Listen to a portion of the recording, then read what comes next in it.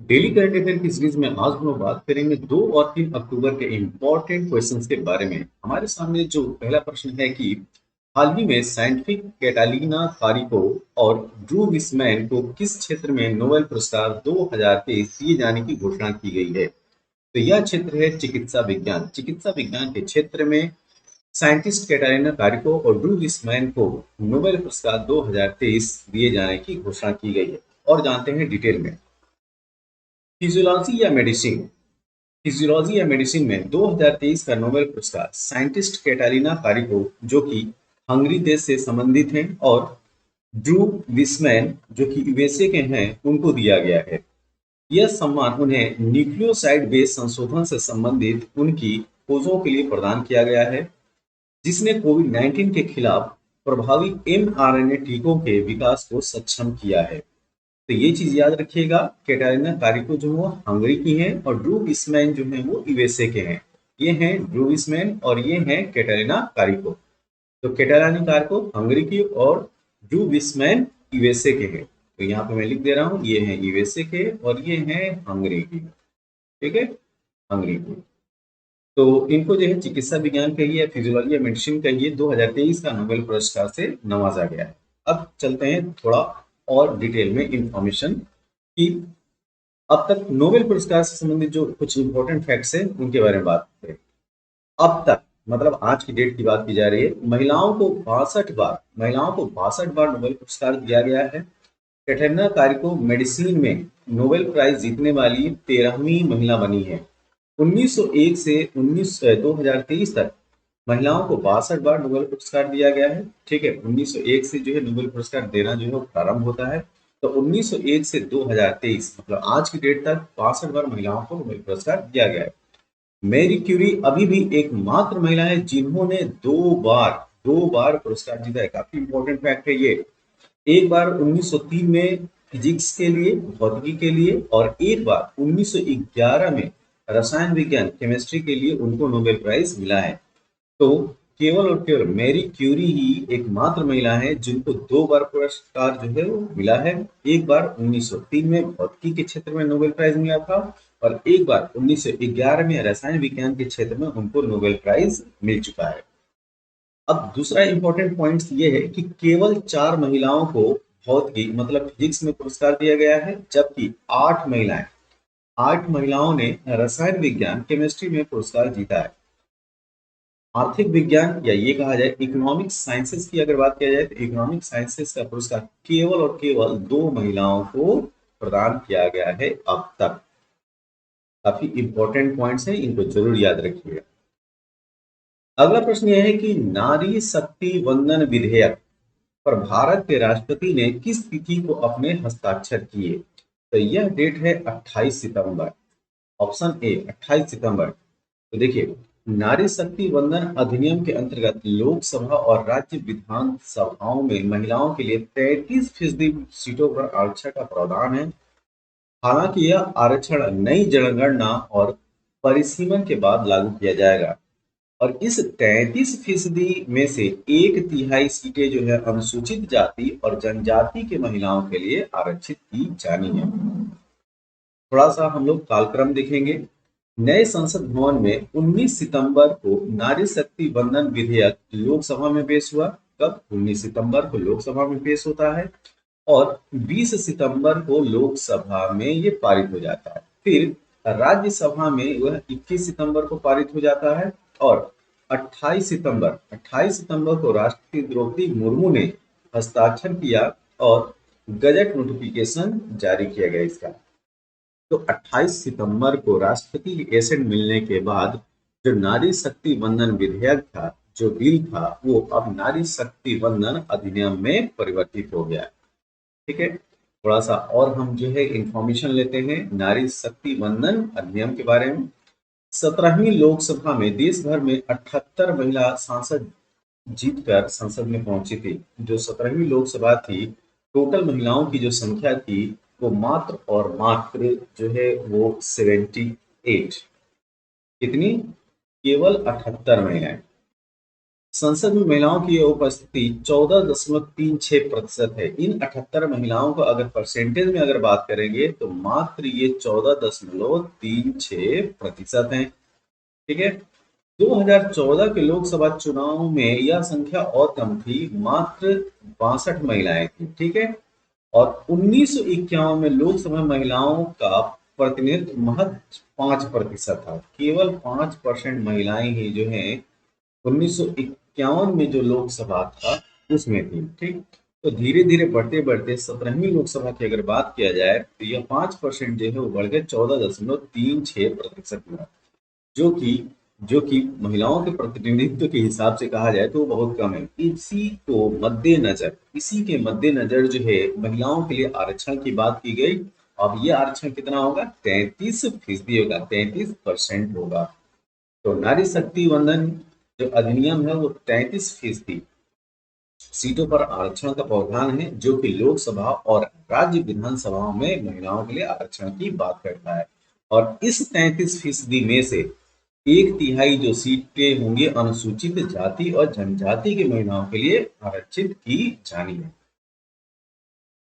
अगला प्रश्न ये है कि सितंबर 2023 माह में पूर्वोत्तर भारत के किस पशु को खाद्य पशु का टैग मिला है? खाद्य पशु से मतलब है कि इसको जो है वो खाया भी जा सकता है। ठीक। तो इस प्रश्न का जो सही उत्तर है वो है मिथुन, ऑप्शन बी।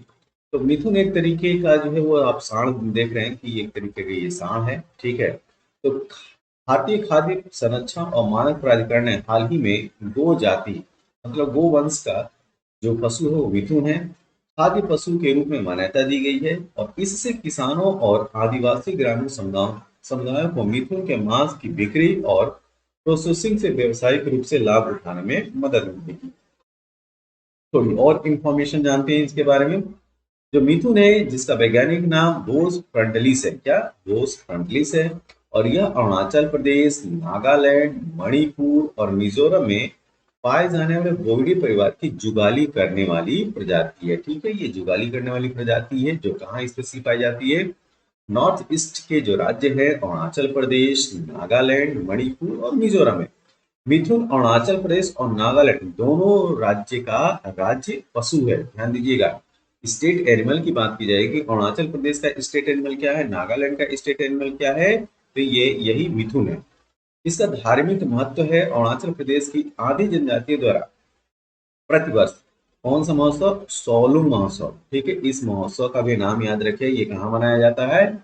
ये मनाया जाता है अरुणाचल प्रदेश में। तो सोलुंग उत्सव जो है, जो सोलुंग फेस्टिवल है वो मनाया जाता है। और ऐसे त्योहारों के दौरान जानवर की बलि दी जाती है। ठीक है। बलि देने की प्रथा है और उस समय उसका मांस भी खाया जाता है। तो इसको याद रखिएगा, यह अरुणाचल प्रदेश और नागालैंड दोनों का स्टेट एनिमल है, राज्य पशु है और मिथुन।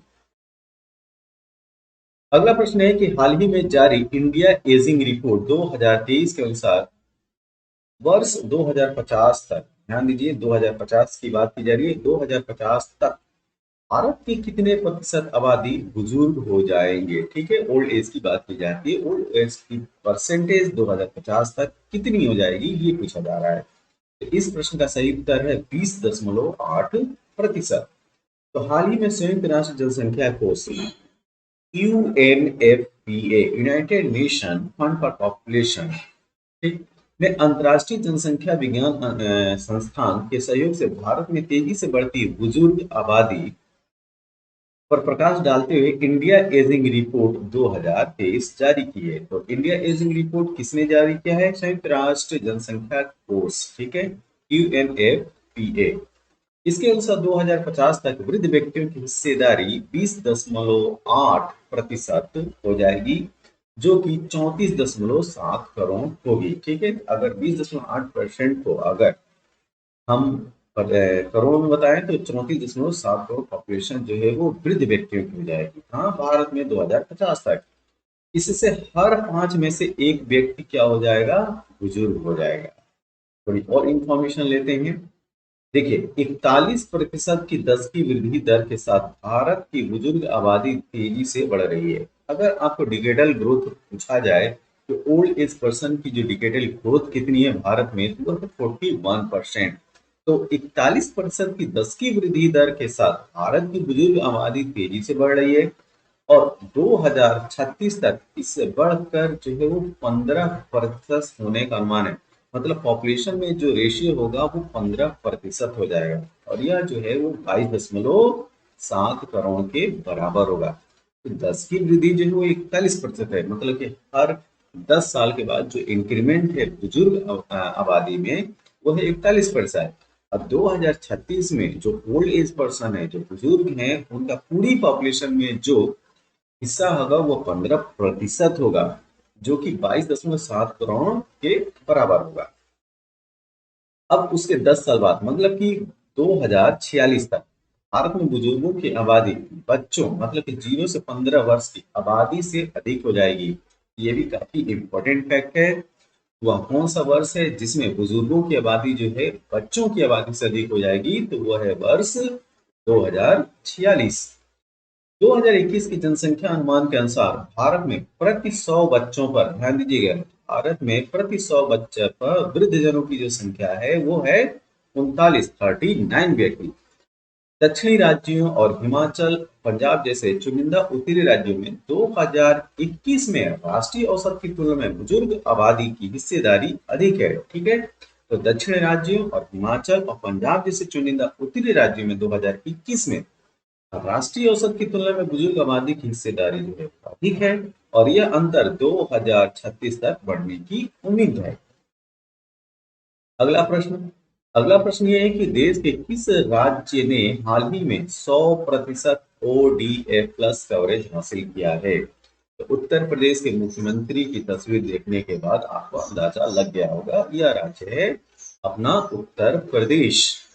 तो 28 सितंबर 2023 को उत्तर प्रदेश ने स्वच्छ भारत मिशन ग्रामीण चरण 2 के अंतर्गत, ध्यान दीजिए, स्वच्छ भारत मिशन ग्रामीण चरण 2 के अंतर्गत 100% ओडीएफ प्लस कवरेज हासिल किया है। केवल 9 महीने में मिशन मोड में कार्य करते हुए राज्य के 80,000 से अधिक गांवों ने ओडीए प्लस का दर्जा हासिल किया।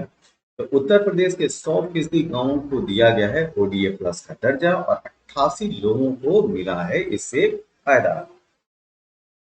थोड़ी और इंफॉर्मेशन लेते हैं।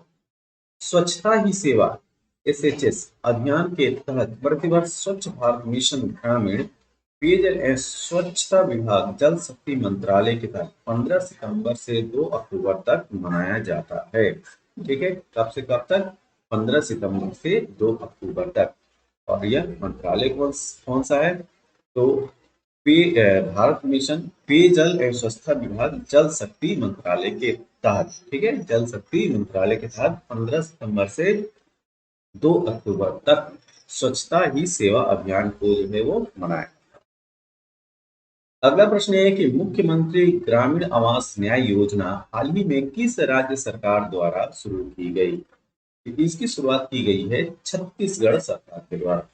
तो छत्तीसगढ़ सरकार ने गरीब वर्ग के लोगों को आवास देने के लिए आवास न्याय सम्मेलन में ग्रामीण आवास न्याय योजना का शुभारंभ किया है और इस योजना में उन लाभार्थियों को शामिल किया गया है जो पीएम आवास योजना को लाभ पाने से वंचित रह गए हैं।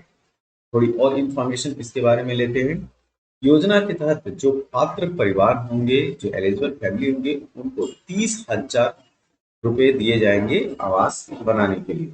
सरकार ने लाभार्थियों का आवास स्वीकृति पत्र सौंप दिए हैं, जबकि योजना का लाभ अन्य लोगों तक पहुंचाने के लिए चिन्हित किया जा रहा है।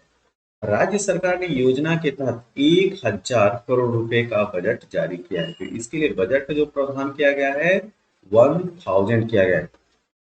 अब जो ये जो एड पेज चल रहा है छत्तीसगढ़ सरकार के द्वारा वो ये है कि पूरी होगी हर आशा, सबको मिलेगा आवास। तो ग्रामीण आवास न्याय योजना मुख्यमंत्री ने विधानसभा में की है बड़ी घोषणा और राज्य के लाखों आवासहीन लोगों को इससे लाभ प्राप्त होगा।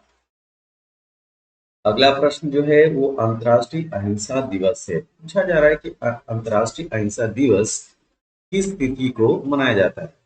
तो यह मनाया जाता है गांधी जी के जन्मदिन के उपलक्ष्य में। तो 2 अक्टूबर को जो है अंतर्राष्ट्रीय अहिंसा दिवस, इंटरनेशनल नॉन वायलेंस डे के रूप में मनाते हैं। तो महात्मा गांधी के जन्मदिन के सम्मान में 2 अक्टूबर को अंतर्राष्ट्रीय अहिंसा दिवस मनाया जाता है और अंतर्राष्ट्रीय अहिंसा दिवस एक वैश्विक दिवस है, ठीक है, ग्लोबल डे है, जो शिक्षा और जन जागरूकता के माध्यम से अहिंसा जो नॉन वायलेंस को बढ़ावा देता है।